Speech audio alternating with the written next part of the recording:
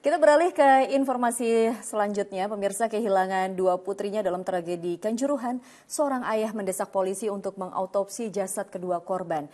Pihaknya ingin membuktikan kondisi tidak wajar kedua putrinya, menyusul adanya pernyataan polisi bahwa gas air mata tidak mematikan.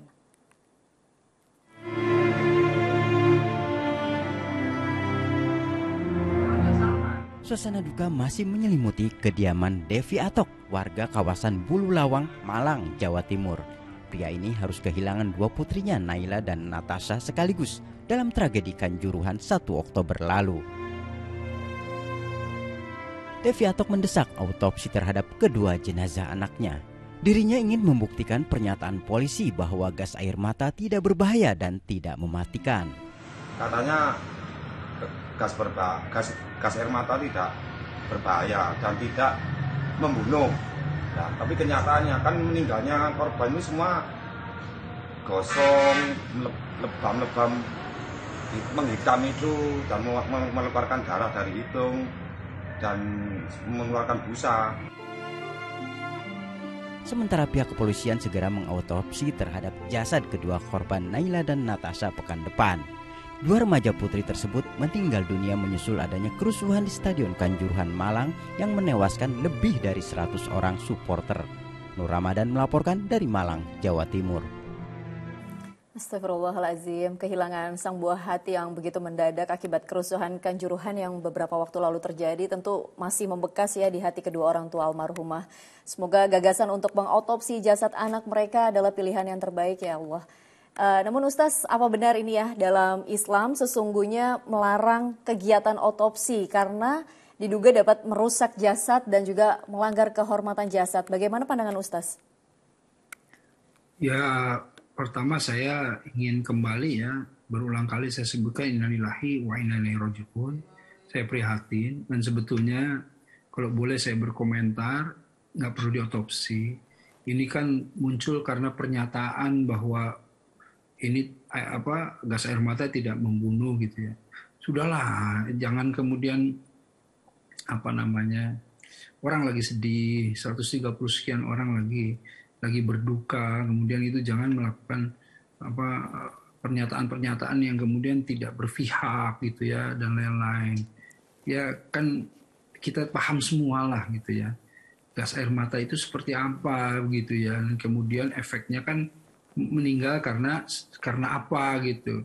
Gas air mata ini menimbulkan kepanikan, bisa jadi meninggalnya karena pertama pengapnya kurangnya oksigen, karena ketimpa-timpa atau karena ya bisa dibayangkan apa yang terjadi gitu. Nah, jadi menurut saya untuk pembuktian itu menurut saya tidak perlu. Karena apa? Karena di dalam, nah ini masuk ke dalam fikih ya, di mana sebetulnya yang namanya otopsi itu tidak boleh dilakukan kecuali betul-betul darurat gitu. Ya, kan kalau dalam hadis itu jadi begini, tentang otopsi itu ada orang yang kemudian sedang membongkar kuburan gitu. Nah, Rasulullah SAW itu ada di samping ya gitu. Ini dari Jabir, sahabat Rasulullah SAW ya radhiyallahu an.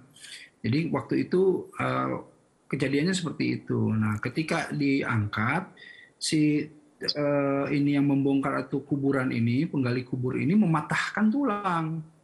Karenanya Rasulullah SAW kemudian bersabda, jangan kamu patahkan tulang itu. Kamu patahkan meski sudah meninggal sama saja dengan kamu patahkan sewaktu masih hidup. Gitu, benamkanlah di samping kuburannya. Jadi artinya apa yang terjadi ketika tulang itu patah sama dengan ketika dia masih hidup. Jadi kan betapa sakitnya yang namanya itu ya kalau di dalam ilustrasinya. Tapi dalam beberapa kajian para ulama memahami bahwa kita itu harus betul-betul karena manusia itu harus dihormati, punya izzah tadi saya bilang. Dalam kondisi dia hidup, juga dalam kondisi dia meninggal, jenazahnya juga harus kemudian dihormati, jangan sampai sembarangan seperti itu. Nah, jadinya tidak bolehlah kemudian otopsi itu sembarangan kecuali darurat. Pertama dibolehkan otopsi jika seandainya dalam kondisi hukum hakim tidak bisa mengambil keputusan atau menegaskan keadilan karena apa? Karena perlu adanya penelitian terhadap jasad. Nah, itu boleh itu karena itu darurat gitu ya. Nah, karena untuk kepentingan kepastian hukum misalnya gitu. Atau untuk kepastian misalnya jasad-jasad ini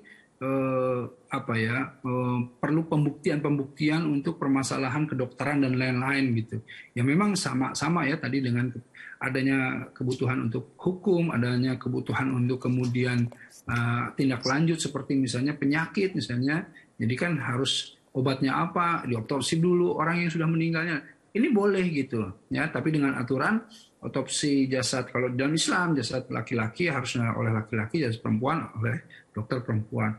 Nah, ini konteksnya untuk mengotopsi yang diperbolehkan. Kalau tanpa alasan-alasan seperti yang tadi disampaikan ya haram, dilarang untuk membongkar kuburan atau mengotopsi jenazah. Masya Allah, sebegitu mulianya Islam memuliakan jenazah ya Ustaz ya. Sampai sebenarnya otopsi saja tidak boleh kalau tidak darurat, yang tadi seperti Ustaz bilang memang harus kalau dalam ada pidana gitu Ustaz, harus ada kepastian hukum. Dengan otopsi itu memang sering dilakukan di forensik gitu. Tapi itu balik lagi kalau soal gas air mata di Kanjuruhan, saya sepakat dengan Ustaz bahwa sedianya, seyogyanya mungkin tidak perlu diotopsi karena kita semuanya juga paham akan penyebab tragedi Kanjuruhan ini. Masya Allah, luar biasa sekali Ustaz Erik. Alhamdulillah, terima kasih atas waktu dan juga tausiah yang diberikan untuk seluruh pemirsa Ajwa TV. Sekali lagi sehat selalu Ustaz. Wassalamualaikum warahmatullahi wabarakatuh. Waalaikumsalam warahmatullahi wabarakatuh.